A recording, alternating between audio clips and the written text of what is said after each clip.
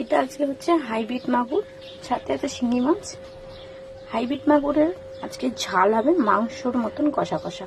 বসে ফেলেছে, এবারে তেল দিয়ে দিলাম, একটু বেশি করে তেল দিতে হবে। তারপরে মাছ ঢেকে, পেঁয়াজ, টমেটো, কাঁচা লঙ্কা, এখানে রসুন বেশি করে দিতে হবে, আদা আর রসুন। এর মধ্যে শুকনো লঙ্কাও বাটা হবে। চন্দনের মতন বাটা হয়ে গেছে, মাছ ভাজা কমপ্লিট হয়ে গেছে। এবারে কড়ার মধ্যে জিরে দিয়ে দেবো, পেঁয়াজ দিয়ে দেবো। পেঁয়াজ ভাজা হয়ে গেল, এবারে মশলাটা দিয়ে দেবো। এর মধ্যে হলুদ আর জিরে লঙ্কা আর নুন অ্যাড করা আছে,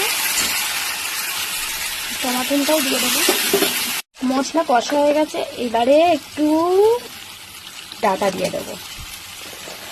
ডাঁটাটা দিয়ে আর একটু কষে নেবো, দিয়ে একটু হালকা জল দিয়ে দেবো। জায়গায় তেল ছেড়ে দিয়েছে, এবারে একটু জল দিয়ে দেবো। কমপ্লিট। এবারে ওপর থেকে হালকা করে গরম মশলা দিয়ে দেবো।